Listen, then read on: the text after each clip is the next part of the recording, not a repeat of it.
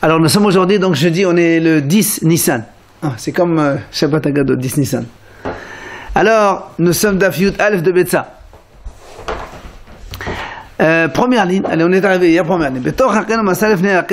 On a dit si quelqu'un il a réservé des pigeons dans le pigeonnier, à l'intérieur du pigeonnier, et le lendemain il a trouvé devant, ça veut dire qu'il n'y avait pas dedans, il y avait devant, on a dit que c'est assourd. Alors là, encore, on pose la même question que hier. Est-ce que ça va aider ce qu'il a dit Rabbi Hanina? Qu'est-ce qu'il a dit Rabbi Hanina?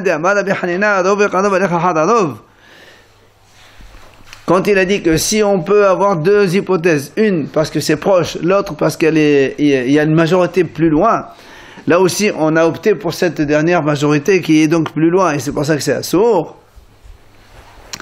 Amal Abaye Badaf, il a répondu à Abaye comme hier il a dit Badaf, c'est-à-dire qu'on a dit hier il y avait le pigeonnier, après à côté du pigeonnier il y a une sorte de petit plancher là, où les pigeons ils viennent se mettre là-bas et donc ça peut venir de tous les côtés, et donc ça peut être aussi Karov, c'est pas obligé que ce soit Rov. Ça veut dire que nous on aurait pu dire que ça vient de loin et pas de ceux qui sont proches, et non, ça peut être des pigeons qui sont à côté aussi, mais que ils se sont mis sur le petit plancher d'un autre pigeonnier, et donc il n'y a pas de majorité ici. Pour comprendre, il a réservé des pigeons dans le pigeonnier. Dans le pigeonnier, il a trouvé devant. Dans le pigeonnier, c'est vide, et il les a trouvés devant. Il y a un petit plancher devant. Il vient Rabba et dit, il y a une autre réponse. C'est que ici, en fait, il y a deux pigeonniers, un au-dessus de l'autre. Alors, et je n'ai pas besoin de t'apprendre que s'il a réservé dans le nid d'en bas, et il n'a pas réservé ceux d'en haut, évidemment il y avait en bas et en haut, mais lui il a réservé ceux d'en bas. Le lendemain, il a trouvé en bas, mais il n'a pas trouvé en haut. Le problème c'est, est-ce que ça vient d'en haut ou pas? Il a dit des asiran. Il a dit quand même c'est assourd. Pourquoi?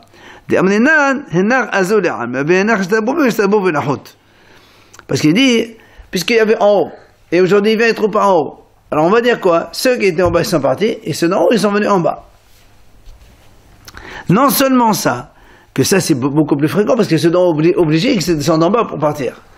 Et là, fait le zimil ba'aluna ou le zimil ba'tartuna. Même s'il a réservé dans le nid d'en haut, et il n'a pas réservé celui d'en bas, il y avait des pigeons dans les deux.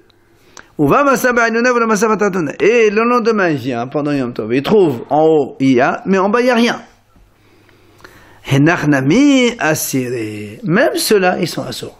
Pourquoi? Il dit, on va dire là aussi, ceux d'en haut ils sont partis, et ceux d'en bas ils sont montés, ils sont restés en haut. Ça veut dire en fait c'est pour te dire que ici, quand il y a un petit peu un doute à droite, à gauche, en haut et en bas, même si c'est moins fréquent, quand même on est assourd, on est mahmir. Après on a dit, on a dit maintenant s'il n'y a que eux, il n'y a que 3 pigeons par exemple dans l'enclos qu'il a dans la cour, et il les a réservés ici, il les a trouvés là-bas, de toute façon il n'y en a que ça, alors donc c'est ça, c'est sûr. Alors là on m'a dit, je comprends pas. Comment ça s'est passé ici? Et les mabem forahin, si tu me dis que ce sont des pigeons qui volent, et qu'à je peux te dire que ceux-là, ceux qui étaient là, ils sont partis, et ceux-là, ils viennent d'ailleurs, puisqu'ils volent. Ça vole, ça peut venir de notre endroit. Il est le même nombre. Évidemment, on parle de même nombre. Même couleur, même nombre. Non, même couleur, ça on peut pas le savoir. Si c'est même couleur, il n'y a même pas besoin de le dire.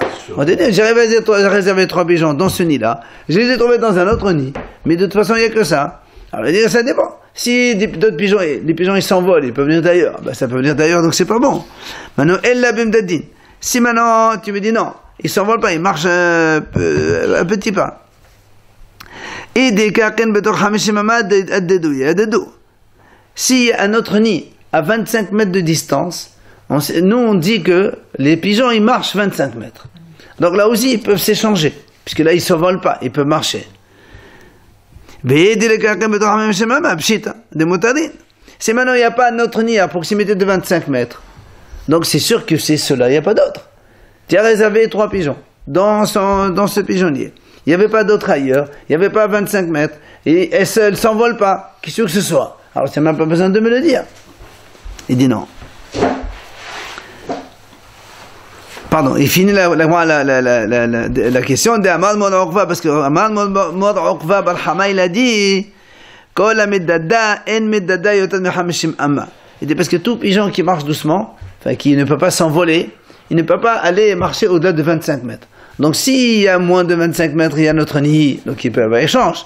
Mais si jusqu'à 25 mètres, il n'y a pas d'autre nid, ben, il ne peut pas s'échanger. Donc c'est évident que c'est moutard. Qu'est-ce que tu m'apprends? Alors la Gemara vient nous apprendre. Alors là, hein? Ben, si on a dit voler, il ne peut pas voler. Marcher, il ne peut pas marcher plus de 25 mètres. Et qu'est-ce que tu veux maintenant? S'il peut voler plus que 25 mètres, ça... Non, voler, il ne peut pas voler. On parle des petits pigeons, ils ne se volent pas. Mais ils marchent. Et même quand ils marchent, ils ne peuvent pas marcher au-delà de 25 mètres. C'est marqué comme ça. Et donc il y a un nid ici. À 30 mètres, il y a un autre nid. Ben, ça ne peut pas être d'autres qui sont venus, puisqu'ils ne peuvent pas marcher plus de 25 mètres. Donc c'est évident, il n'y a que cela. Et qu'est-ce que tu m'apprends alors? C'est pas ça, il dit non.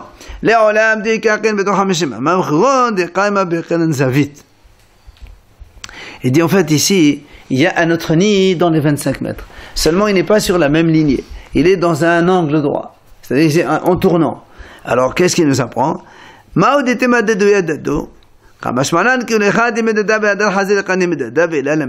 te dit non. Parce que, en vérité, quand on a dit que les pigeons ils peuvent aller jusqu'à 25 mètres, ils peuvent marcher 25 mètres tant qu'ils regardent leur nid d'origine. Mais s'ils sont obligés de tourner, ils ne regardent plus leur nid d'origine, ils ne tournent pas. Donc ici, en fait, il y avait ici, par exemple, un nid, et à côté, sur l'autre facette du mur, il y avait un autre nid, mais à moins de 25 mètres. Malgré tout, on te dit, il ne marche pas 25 mètres, dans ce cas-là. Ils ne tournent pas, quoi. Ils ne tournent pas. Donc c'est les bons pigeons. C'est cela. C'est pour ça que je t'apprends. Même s'il y a moins de 25 mètres, tu aurais pu penser que ça peut venir d'ailleurs. Je te dis non. Donc dans un cas pareil, il ne tourne pas, et c'est cela. Matnitin, nouvelle Mishnah. On n'a pas le droit de prendre, c'est le pilon. Voilà, le pilon avec lequel on pile. D'accord? On n'a pas le droit de prendre un pilon, comme ils sont gros, à l'époque, ils étaient gros pilons, pour couper dessus de la viande. Parce que c'est pas fait pour ça. Le pilon, c'est fait pour piler, comme son nom l'indique. C'est tous les sourds, mais ça veut dire qu'on n'a pas le droit d'utiliser. Pour faire quoi déjà? Pour couper la viande? Pour couper la viande dessus. Utiliser ça comme un bio. Voilà, comme un bio. Mais si on sent ça, c'est qu'on veut utiliser pour ça, non? Justement, mais ça m'a dit non, c'est que les chemins tous les sauts. Au fait, le matériel, mais on a le droit. Parce que comme on a dit la dernière fois, même les chemins tous les sauts, quand on a besoin de lui-même, on a le droit de l'utiliser. Bet Shammai Omrim, ça c'est première. Et deuxième idée de la Mishnah. Bet Shammai Omrim, en notnin et ta'od v'nei dosan v'le'er bihenno, ellem ki neshamon kazet basar. Au fait, le matériel, ça on a vu ça hier. Bet Shammai dit quand on fait la shita d'un animal, on n'a pas le droit de déplacer la peau de l'animal, sauf s'il y a kazet basar sur la peau collée encore, et que donc comme la kazet basar c'est une valeur, tu déplaces grâce à la viande. Sinon, c'est assourd, parce qu'à l'époque, on a dit que quand on faisait la shahita d'un agneau Yom Tov, si tu laisses comme ça la peau, elle va pourrir avec le soleil et tout ça. Qu'est-ce qu'ils font? Les gens, ils la mettaient en bas et les gens, ils marchent dessus. Quand ils marchent dessus, ils la font travailler, ça s'appelle un petit peu comme une tannerie. Donc on commence à la faire travailler. Donc Bet Shammai dit, on n'a pas le droit de prendre la peau et la mettre devant le passage des gens, parce qu'elle est mouxée. Ou Vétilène, matérine. Vétilène, dismontard. On va expliquer donc ces deux mahnogot. Gmara Tana Vishavin Sheim Qasav Ala Obasar Sheasun Etatelo. La Gmara nous dit que même si on a vu mahnogot entre Bet Shammai et Bet Hillel à propos de prendre le pilon pour couper la viande dessus, que Bet Shammai interdit et Bet Hillel permettent, mais quand même tous les deux sont d'accord que quand on a fini de couper la viande, après, c'est assourd de le déplacer, évidemment. Comme dans Kélishimatou, n'importe quel Kélishimatou. Sauf quand tu as besoin de lui-même, tu l'utilises. Quand tu as fini l'usage, tu as le droit de le déplacer après. Amar Abaye, Mahaloket Be'ili. Aval Betavna Gadmed Vedakol Mutar.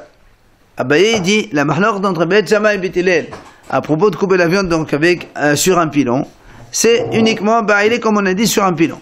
Aval, betavla dégal, mais si tu prends un grand couteau de boucher, les gros couteaux là pour couper la viande, Tout le monde est d'accord à Kol Mutar. À Kol Mutar, puisque c'est pour couper la viande. Hein?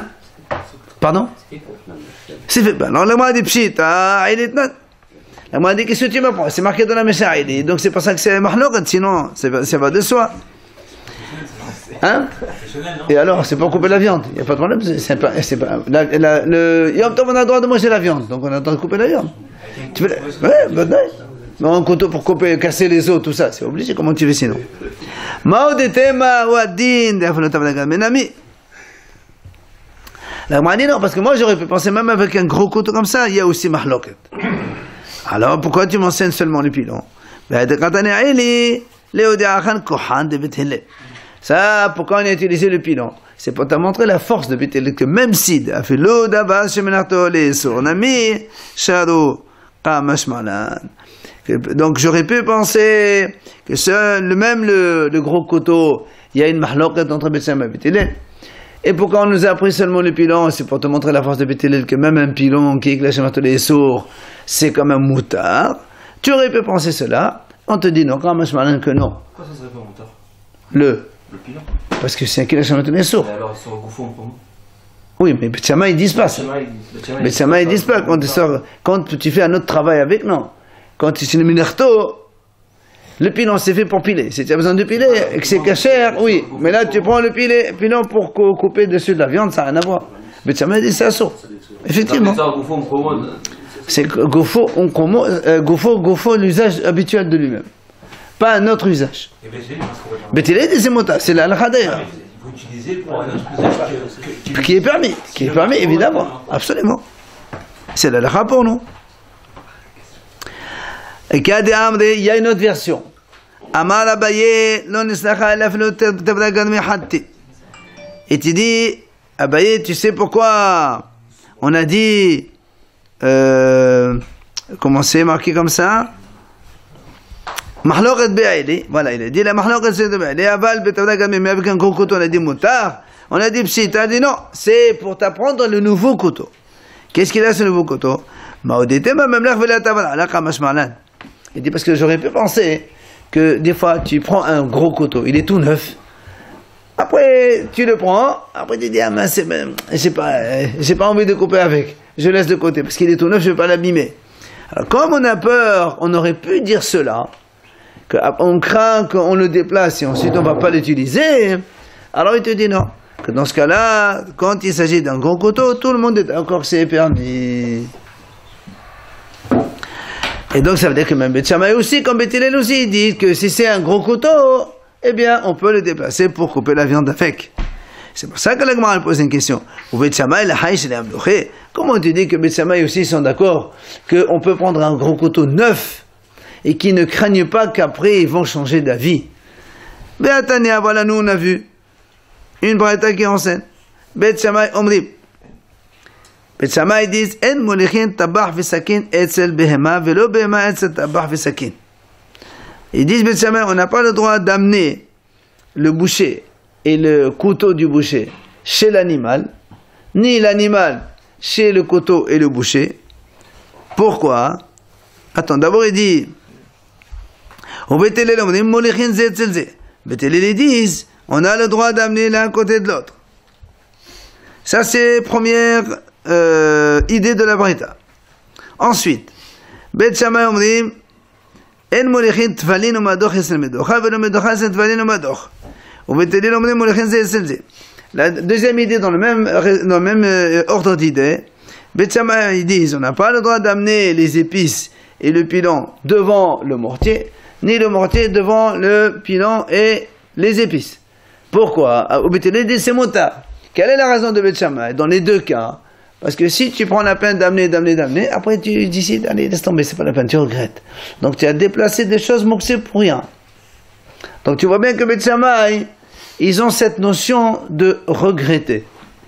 Donc, si tu n'as pas le droit d'amener deux choses, si tu les as ensemble dans le même endroit, bah, tu as l'agneau ici, tu as le couteau et le boucher, ils sont là, il n'y a pas de problème. Mais de l'amener d'un endroit vers un autre, ils permettent pas Beth Shammai. Parce qu'ils disent peut-être que tu vas là-bas, et après quand tu vas là-bas, tu regrettes. Alors tu as fait déplacer le moxé pour rien.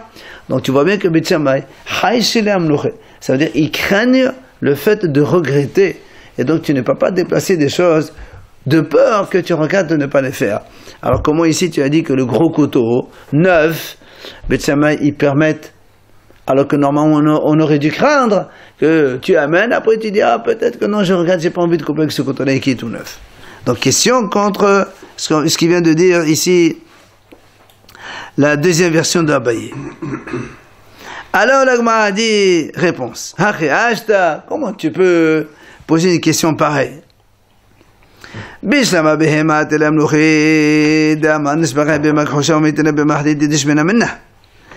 dit, le cas de l'animal avec le boucher, c'est compréhensible.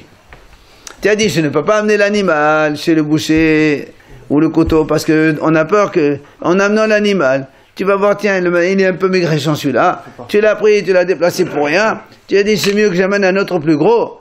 Je comprends que Beth Shammai, ils disent, on craint de regretter, on change d'avis. Ça, ils ne permettent pas. La même chose,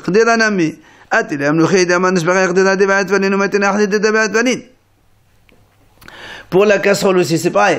Nous, on a dit, on n'a pas le droit d'amener les épices, le pilon, devant le mortier. Pourquoi? Parce que, imaginons que le monsieur, en marchant vers là-bas, après il dit, allez, c'est bon, laisse tomber, on a besoin de faire tel repas. On va faire un autre repas qui ne nécessite pas des épices et on laisse tomber. Et donc, tu as déplacé le pilon et les épices pour rien. Donc là aussi, c'est logique que le Beth Shammai puisse craindre que l'homme regrette ce qu'il a commencé à faire. Mais, mais ici, dans le cas du couteau, un monsieur, il a égorgé un agneau. Déjà, il a égorgé. Il a de la viande. Il va le couper. Qu'est-ce qu'il va me dire? Il va regretter de ne pas couper la viande. Pourquoi tu as fait la shita alors? Si on a fait la shita, c'est pour manger, c'est pas pour laisser comme ça. Donc il n'y a pas de risque qui vienne à regretter de ne pas couper. C'est pour ça donc c'est complètement différent et tu ne peux pas poser la question de l'un vers l'autre.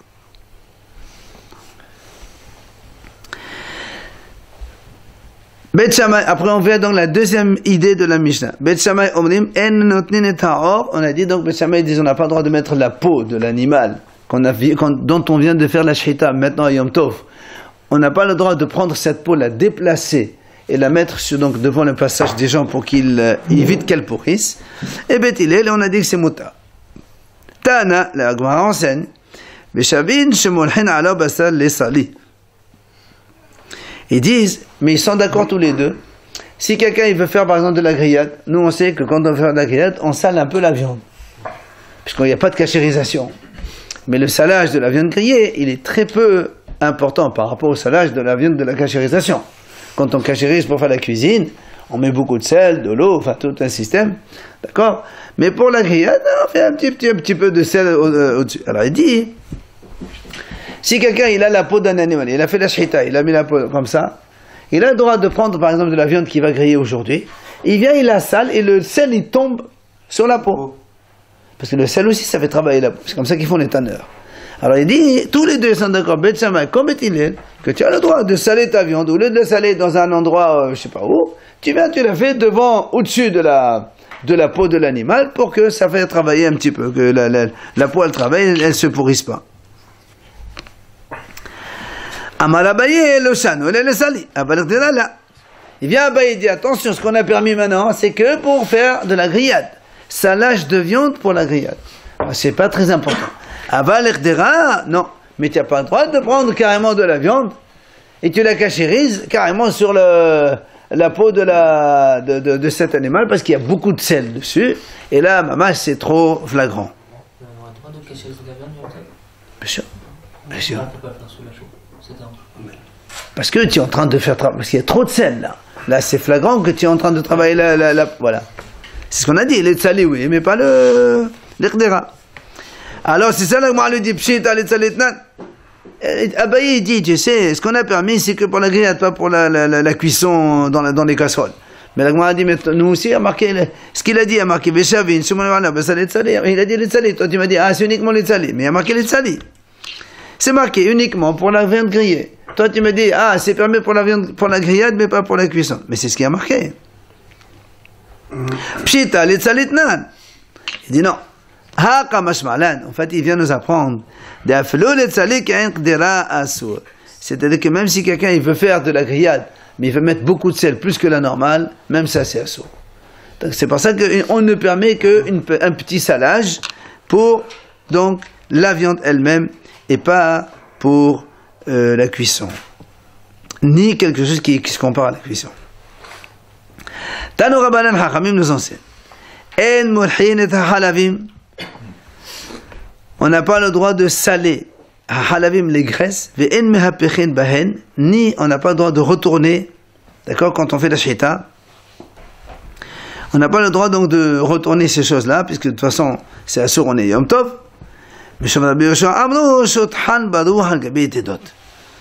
Au nom de Rabbi Yoshua, on a dit, il peut à la rigueur les mettre à les accrocher sur des crochets pour qu'ils sèchent. Au moins ça ne pourrit pas. Amada maintenant, halakha ke Rabbi Yoshua.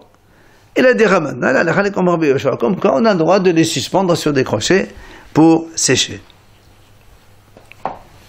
Et Kadé Amri, il y a une autre version complètement différente. Amada maintenant, en halakha ke Rabbi Yoshua.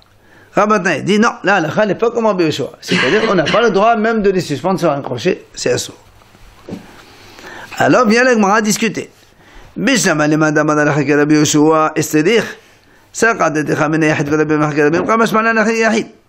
La Gemara dit, selon la première idée, qui a dit la halakha est comme Rabbi Yoshua, je comprends.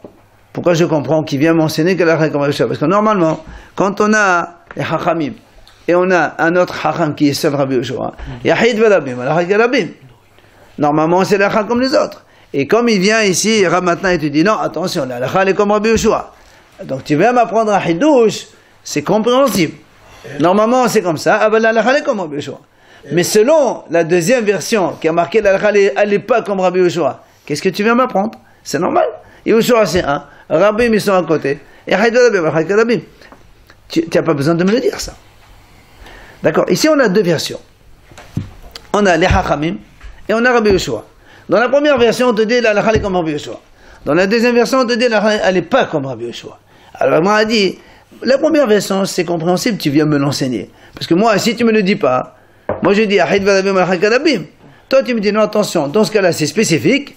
Alakha est comme Ahid Rabbi Yoshua. Hazak, Kolakavot, tu m'as enseigné. Mais dans le deuxième, tu me dis, ah, tu sais, là, la n'est pas comme Rabbi Yoshua. Tu n'as même pas besoin de me le dire, ça. Yahid Vadabim Alakha Kadabim. Si la halakha est comme les Rabbim, je savais déjà, tu n'as pas besoin de me le dire. C'était pas la suite des deux. C'était la suite, c'est pour ça. Et non, c'est une version différente, ça.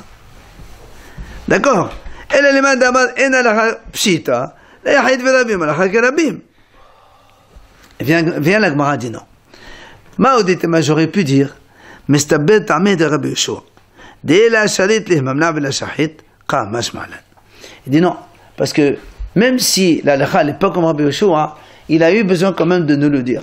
Pourquoi? Parce que moi j'aurais pu penser que même ici où il y a Rabbim contre Rabbi Yoshua, la raison de Rabbi Yoshua elle est plus plausible. C'est pour ça que j'aurais pu penser à la comme lui. C'est quoi la raison? C'est la raison qu'on connaît à Yom Tov. Mamna la shahid. Si tu ne permets pas au monsieur de étaler sa peau, de la lettre pour qu'elle puisse ne pas pourrir, alors le monsieur dit tiens, moi je fais la shahita.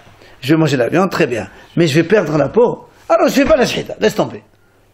Et donc il ne va pas manger Yom Tov. Il ne va pas se réjouir le jour de demain. Simchat Yom Tov, c'est important. Alors on aurait pu penser que Rabbi Yoshua, c'est logique ce qu'il dit. Et que même si Rabbim ils sont contre lui, la halakha est quand même comme lui. C'est pour ça qu'il est venu te dire attention. Même si la raison de Rabbi Yoshua elle est logique, la halakha n'est pas comme lui. D'accord? C'est pour ça, ne me dis pas que c'est évident. Non, c'est pas évident.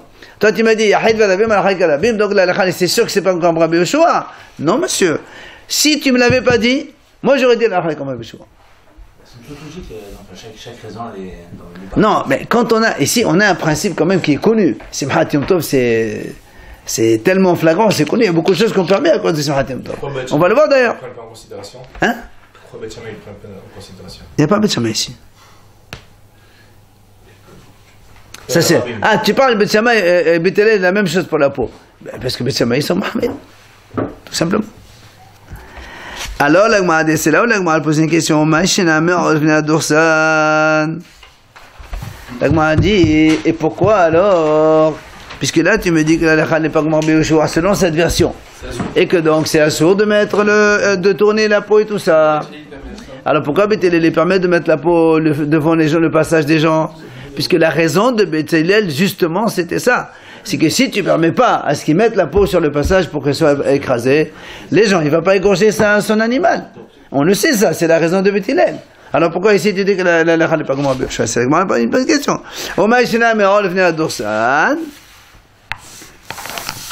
Elle m'a dit, Hatam, la moucha hamilta. Mishum de hazir misga aleh. Hacha, ateli memad ma'eta ma'ashadu la banan ki yechid la salah. Mali le mustahinu, mali le mamlahinu. Il dit, c'est pas pareil. Pourquoi? Là-bas, dans la peau, c'est pas moucha. Que quand je mets les Beth Hillel, ils ont permis de déplacer la peau pour la mettre à côté. Parce que c'est pas sûr que les gens, quand ils vont me voir ça, ils vont pas dire, tiens, celui-là, il va tanner sa peau. Ils peuvent penser que je suis en train de mettre ça pour m'asseoir dessus. La peau, on s'assoit dessus. Donc, c'est pour ça, comme il n'y a pas une façon évidente que les gens vont penser que je vais faire ça, Beth Hillel les ont permis. Mais ici, quand tu prends les graisses qui servent à rien, d'accord? Harami me dit, on a le droit, il y a marqué ici, en mulhin, ve'en mehaprin. D'accord? Et Rabbi Yoshua dit non, tu as le droit de les suspendre sur un crochet pour sécher. Si les gens ils vont me dire, tiens, moi j'ai le droit de les sécher, alors j'aurai le droit aussi de les saler. Et comme il y a ici un risque de confusion, c'est pour ça qu'on ne permet pas. C'est la différence entre la peau et les graisses.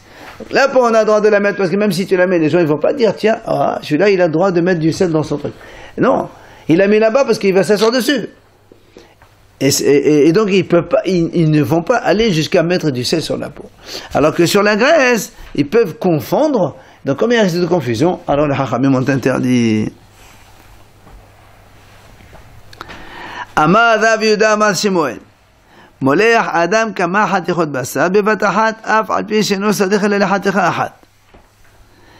Il dit Rav Yehuda au nom de Shmuel, un homme il a le droit de saler plusieurs morceaux de viande en même temps, même s'il n'a besoin que d'un seul morceau. C'est-à-dire que pour la peau, tu vas prendre plein de morceaux, tu vas saler, mais en vérité, pour l'instant, tu n'as besoin que d'un seul. Ça fait rien.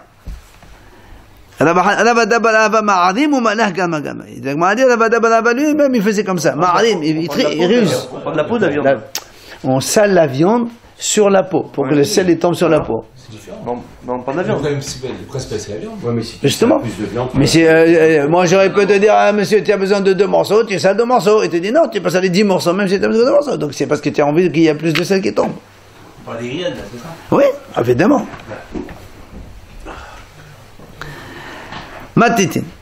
Nouvelle Mishnah. Bet Shammai omrim en mesarqin et tatesin biyom tov bet Hillel matitin v'le hazir. Avant, il y avait des marchands ambulants. Ils avaient une petite sorte de caisse comme ça, dans la marchandise dedans. Quand ils veulent vendre, ils tournent comme c'est une sorte de comptoir, ils étalent toute la marchandise, ils vendent. Ah, Yom Tov, on a le droit de vendre, après on est pris le lendemain. Et après ils renferment, ils rentrent chez eux. Alors Bet Shammai disent, on n'a pas le droit, mais salkin et tatressin. C'est-à-dire tu enlèves une sorte de comptoir, tu l'étales, c'est assourd de le faire ça, Yom Tov. Au Bet Hillel, Matirin afle hazir. Bet Hillel, non seulement ils te permettent d'ouvrir pour vendre, mais même quand tu as fini de vendre, tu peux fermer ton comptoir. C'est quoi le issue? On va voir, c'est un problème de binyan. Les vignettes, Ouais. c'est quand tu l'ouvres. Oui, absolument. C'est permis d'ouvrir et l'action. Bet Shammai, ils interdisent d'ouvrir. Oui. Bet Hillel, ils permettent même de fermer. Non, c'est sur le fait de fermer que c'est un problème. Non, ouvrir aussi, c'est assourd. quand tu as fini, c'est fini. Bet Hillel, au contraire, Bet Shammai, ils interdisent d'ouvrir. Ouvrir pour travailler. Donc, Mais c'est assourd, tu es bonnet. Selon Bet Shammai, tu es bonnet. c'est fermé ou- Les deux. Bet Shammai dit c'est assourd d'ouvrir. Bet Hillel dit non seulement c'est motard d'ouvrir, mais même fermer c'est motard aussi. Le issour, c'est quoi? C'est binyan? Ouais. Et il n'y a pas d'issour de travailler aussi? Non, travailler c'est motard de vendre la nourriture à Yom Tov. Imagine, moi j'ai besoin de vin, si toi tu es un fournisseur de vin, tu peux me donner 3 litres de vin ou 2 bouteilles, on n'a pas encore donné le nombre de litres. Donne-moi 2 bouteilles. Je sais pas moi. C'est motard, après je te paye Yom Tov, c'est pas un problème ça. On va le voir ici. Dans la Gemara, on verra ça. Gemara, Ma'eteresin. C'est ce qu'on a dit. C'est donc le comptoir un petit peu de Hanouyot. C'est comme les magasins, quoi. Mais celle-là, c'est pas des magasins. Il dit Ola ici. 3 choses Hachamim ont autorisé la fin à cause du début. C'est quoi les trois choses? Il nous le donne la liste. Là, il donne la liste ici. Ve'elohen, voilà les quoi. Premièrement, or lefnei hadursan, c'est ce qu'on a vu précédemment, que Bétélé les permet de détaler la peau pour que les gens ils marchent dessus sur le passage des gens. Parce que si tu permets pas ça, les gens ils vont pas faire la sheta de l'anneau, ils vont être donc ils vont pas faire Simchat Yom Tov. Donc, mishum tehilatan, pour permettre aux gens de se réjouir de manger la viande Yom Tov, on te permet de mettre la peau sur le passage. 2. Trissi hanoyot, c'est ce cas-là d'aujourd'hui, de maintenant. C'est-à-dire tu peux ouvrir, tu peux fermer le comptoir. Parce que si on te empêche de le fermer, tu vas même pas l'ouvrir. Et donc tu vas pas vendre aux gens. Et les gens ils vont pas manger à Yom Tov. Alors, Mishum Simchat Yom Tov, on te permet de fermer aussi. 3e, B'hazarat l'Itiya b'Mikdash. On sait que les Kohanim, quand ils servent dans le Beit HaMikdash, ils doivent avoir aucune hatzitza. Si un Kohen il a un pansement dans son bras, il est obligé de l'enlever, sinon il ne peut pas servir. Alors, hein? Régulièrement. Combien? Tous les jours. Laisse tomber le mikveh. Non, il a fait le mikveh, on s'en fout du mikveh. Maintenant, il veut travailler. Il fait les korbanot. Uniquement sur la main ou sur le dos? Oui, parce que la hatzitza c'est dans la main, c'est pas dans le corps. Si tu as un pansement dans le ventre, on s'en fout de ça. Donc, Hachamim, ils permettent d'enlever pour qu'il puisse travailler, et après, on lui permet de remettre le pansement. Parce que si tu lui dis, c'est sûr de remettre le pansement, mais il ne va pas l'enlever, il ne va pas travailler. Donc, oui, lui, il a envie de travailler. Son tour, chacun son tour. Voilà les trois choses qu'on a permis la fin à cause du début. D'accord? C'est Allah qui nous le dit.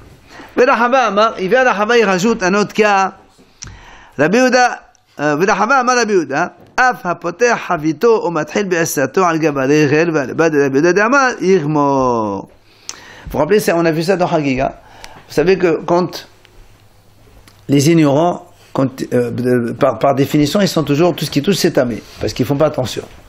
Mais on a dit que pendant les 3 fêtes, quand les Israéliens montent en Israël, ceux qui ont donc les fournisseurs de vin ou de farine ou de semoule, ils peuvent ouvrir leurs tonneaux et leurs marchandises, et que même les ignorants y touchent. Oui, on a dit c'est pas tamé parce que pendant la fête, on considère que tout le monde est tahor.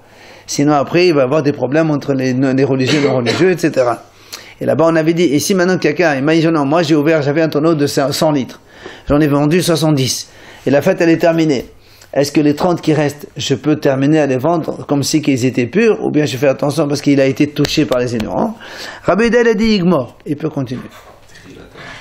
Trilatan, parce que si tu ne me permets pas de terminer de vendre, ben moi je ne vais pas ouvrir la cruche carrément, le tonneau je ne vais pas l'ouvrir au début du Yom Tov. C'est un quatrième cas. Hein? Quatrième cas selon Rahava Amar Rabbi Yehuda. Alors, évidemment, donc la Gemara va poser une question. Ah, Oula, qu'est-ce que tu viens m'apprendre, Oula? Premièrement, or le vnei d'orsan tanin. La peau devant le passage des gens, on a vu c'est marqué dans la Mishnah. Qu'est-ce que Oula il vient m'inventer? Tu dis, il y a 3 choses que les Hachamim ont autorisé le faire à cause du début. Voilà, celui-là c'est un cas. Mais on le sait, ça, c'est marqué dans la Mishnah. Tu n'as pas besoin de me le dire. Il te dit non. Maodetema. Oula il te dit, je t'apprends quelque chose. Pourquoi? Maodetema ta maodevitele mishum di hazel masga alay ou afanu me'al yom tov nami. Kamash malan hete do sonim mishum talatan yom tov inde al yom tov la. Il te dit, Raoula, je viens de t'apprendre un enseignement. Pourquoi? Si Raoula il a rien dit, toi tu aurais dit, la Mishnah a dit, on a le droit de mettre la peau devant le passage des gens. Tu sais pourquoi? Bétélé les ont dit parce que comme on peut s'asseoir dessus, d'accord?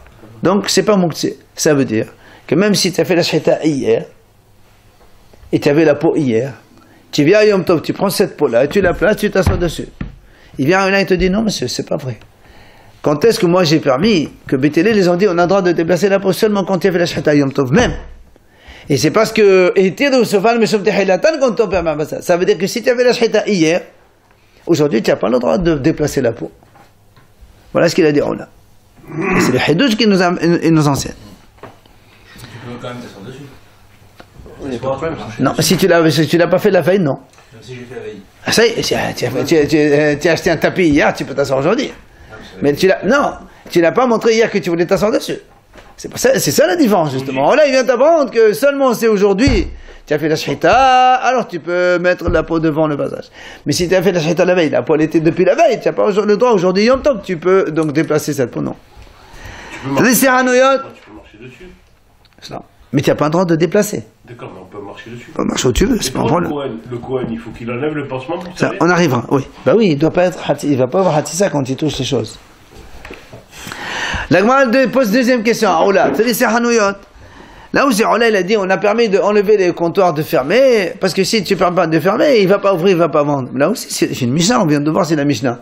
Qu'est-ce qu'il vient de m'apprendre Oula de plus? Il dit non. Ça, c'est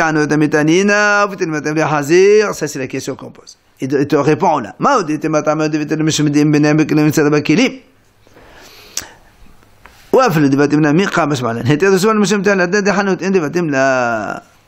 ça, il te dit, c'est simple. Pourquoi moi je t'ai appris ça? Parce que toi, si moi je t'apprends pas, toi tu vas dire, quelle est la raison de Beth Hillel qui ont permis d'ouvrir et fermer le comptoir? Parce que en binyan bakilim, ben seda bakilim. C'est-à-dire, dans les kilim, il n'y a pas construire, détruire, dans un kilim. Et donc, tu vas dire, et tu vas dire, même dans les maisons, si dans une maison, tu as une porte, tu veux l'ouvrir, l'enlever ou la remettre, c'est motard aussi, parce que moi, je t'apprends que non, c'est pas vrai. Les Beth Hillel qui ont permis d'ouvrir le comptoir, ou plutôt de fermer, c'est parce que Simchat Yom Tov. Ça veut dire que chez toi, à la maison, tu n'as pas le droit de faire ça. D'accord? Quand on a permis de fermer le comptoir, c'est pour permettre à ouvrir le comptoir, pour vendre pour Simchat Yom Tov. S'il n'y a pas ça, tu n'as pas le droit d'ouvrir et de fermer donc les portes, même à la maison chez toi. Donc le binyan de Bakelim, il existe, il est sourd ou pas? Bien sûr. Donc le bonnet Bakelim. Voilà, c'est ce qu'il nous apprend. C'est même Bakelim aussi, c'est assourd. C'est seulement ici parce qu'il y a Simchat Yom Tov qu'on a permis Sofan Mishom Tehilatan. Troisième, hein? Absolument, ça c'est encore pire, ça c'est pas le Bekilim, c'est dans le mur ça. Ça c'est, on n'a pas le droit, tu as des invités, tu démontes une porte du mur, ça c'est carrément interdit une Torah parce que c'est dans le mur ça, c'est pas, on parle pas de ça. Oui. Mais si la porte... Tu détruis la porte du mur, tu casses. Elle a été détruite avant. Ah, c'est pas de problème, si elle était déjà, tu l'as réservée depuis avant, c'est pas un problème. Hazadat Mirdash, le troisième cas, on a dit que le Kohen, on lui permet de remettre son pansement pour qu'il puisse l'enlever et travailler. Donc, Tehilatan, Soufan Mishom Tehilatan. L'Agmara dit là aussi Tanina, pourquoi il m'enseigne à Allah? C'est marqué, on a vu dans la Mishnah là-bas, Mahazirin Teaba Mirdash Avaloba Medina. On a le droit de remettre un pansement de Beth Amikdash, mais pas dans la ville, c'est marqué. Alors l'Agmara dit non. Maodite Matama Mishom Di Inshvut Bamirdash. Afil Kohen de la Balavodahu. Kamash Malan, était de son monsieur Tehilatan, de Balavoda, in de la Balavoda la. L'Agmara dit non, Allah il te dit voilà, je viens te donner un enseignement, quoi? Si moi je t'ai pas appris ça, toi tu aurais dit, ce qui a marqué là-bas, que dans la Beth Amikdash on a le droit d'enlever un pansement, et dans la Médina, dans la ville, non. Quelle est la raison? Parce que En Shvut Bamikdash, comme on le sait tous, ça c'est remettre un pansement, enlever un pansement, c'est Haramim, c'est pas la Torah. Alors nous on dit, tu sais pourquoi on a permis là-bas? Parce que dans le Beth Amikdash il n'y a pas de Shvut. Tout ce qui est Haramim, on peut le faire. Et donc tu aurais pu penser que même un Kohen qui ne travaille pas, il a envie d'enlever un pansement, de remettre un pansement, il peut le faire. Il vient et on te dit non monsieur. Ce qu'on a permis là-bas, c'est uniquement parce que Sofan Mishom Tehilatan. Parce que le Kohen il va travailler. Et comme si tu lui empêches de remettre son pansement, il ne va pas travailler. Alors on lui permet de remettre son pansement pour qu'il puisse travailler. Ça veut dire qu'un Kohen qui ne travaille pas, hein, il n'a pas le droit de mettre le pansement ni de remettre le pansement. D'accord? C'est ce qu'Aulay il vient d'innover. C'est ça les trois hiddushim qu'Aulay nous a amenés dans ces trois enseignements. Donc c'est pas en plus. Maintenant l'Agma a dit, là aussi, l'Agma a posé la même question. Quand on a dit celui qui a ouvert la cruche pendant Yom Tov, il peut continuer après Yom Tov. C'est marqué dans la Mishnah. Tanina, poteat habito. Celui qui a ouvert sa cruche. Ou matril besado. Bien, il a commencé à vendre sa pâte. Al gabaler pendant Yom Tov. Rabbi Yehuda Omer, Irmo. Rabbi Yehuda dit, il peut continuer même après la fête. Hachamim omrim, lo Irmo. Hachamim disent non, c'est le Mahalot Rabbi Yehuda et Hachamim. Donc, il y a bien marqué que Rabbi Yehuda, il dit l'endroit. Qu'est-ce que tu viens m'enseigner là? D'accord? Qu'est-ce que là tu viens de Mehadesh? Non. Maudite ma voilà ce qui t'apprend là. Maudite ma tum atamas badal qui t'ahwala chez la banane. Va gab de la tête amika mashmalan hitos mashmatan tnithil in uthil la. L'agma a dit, on l'a été dit comme ça. J'aurais pu penser que Tum'at Ama'as, la Tum'at des Ama'as, quand on dit que les ignorants, et ils sont pas tamés pendant les 3 fêtes, toi tu aurais pu penser que ça veut dire qu'elle est tahor complètement. Ça veut dire que même si les Ama'as, ils ont touché des cruches ou des pâtes fermées complètement, tu as le droit de les ouvrir à paix sans aucun problème. Il te dit non, monsieur. Selon la Mishnah, on aurait pu comprendre comme ça. Alors là, il te dit non, monsieur, attention. La Tum'at d'Ama'as, on ne la permet, on la considère comme tahor que si seulement tu as ouvert déjà ou tu as commencé, tu as entamé une chose. Là, comme tu as entamé que les Ama'as ils ont touché, tu peux continuer. Mais si tu n'as pas encore entamé, d'accord, tu n'as pas le droit. Donc si les Ama'as ils touchent, c'est tamé, attention. Jusqu'à posteriori. Voilà. Après que tu as ouvert déjà, c'est pour ça qu'on te permet de continuer. Mais si tu n'as pas ouvert, Ouvert quoi la cruche ou tu n'as pas entamé une pâte et que la ramasse il a touché, alors là c'est impur, c'est sûr c'est impur. C'est les fermés, hein. Comment ça c'est fermé? Il te touche une pâte, même si elle est fermée, c'est tamé. Ah, la pâte. Ben vite. Pas la cruche. alors. La cruche parce que c'est la cruche en argile, mais si c'est une cruche en métal ou en verre, ben, c'est fini. Quoi? Tamé, c'est tamé, ça transmet l'impureté. Le verre Ben évidemment. Le verre Alors, dans le verre ben évidemment, si un tamé il touche une bouteille de vin, ça a entamé la bouteille. La bouteille est cachetée. Et alors c'est les cachetés. On ne parle pas de Nesr ici. Là, on m'a posé une question. Et parce que nous, on a vu, rappelez-vous, Ola, il a donné 3 enseignements. Premièrement, un, c'est la peau devant le passage, les comptoirs des magasins, et le Kohen, donc, qui retourne son pansement. Mais après, à la Hava, il a rajouté le 4e avec les ignorants. Alors on pose la question, pourquoi Ola, toi, tu n'as pas mis ça? Pourquoi Ola, tu n'as pas cité le 4e? Tu en as cité que 3. Et le 4e aussi, c'est un bon exemple. Pourquoi tu ne l'as pas cité? Alors il te répond, il te dit, oh là, moi là-bas, c'est une mahlok de Rabbi al-Hachamim. Moi, je parle que des cas tranchés, fixés. Allah, elle est comme il n'y a pas deux. Alors, il m'a dit, mais attends, mais tous ces 3 cas que tu as cités, c'est mahlok de Betsama Betilel. Alors, comment tu dis, je ne cite pas des choses au mahlok? Il te dit, non, monsieur, Betsama Betilel, la Mishnah. Quand il y a Betsama, c'est pas considéré comme mahlok, parce que nous, de toute façon, on sait que c'est comme Betilel. Eh ben, c'est comme si qu'il n'y avait pas Beth Shammai. Là-bas, c'est Rabbi Yehuda les Chachamim, c'est autre chose. Mais là, Beth Shammai, Beth Hillel, Beth Shammai, c'est pas une Mishnah. Ok?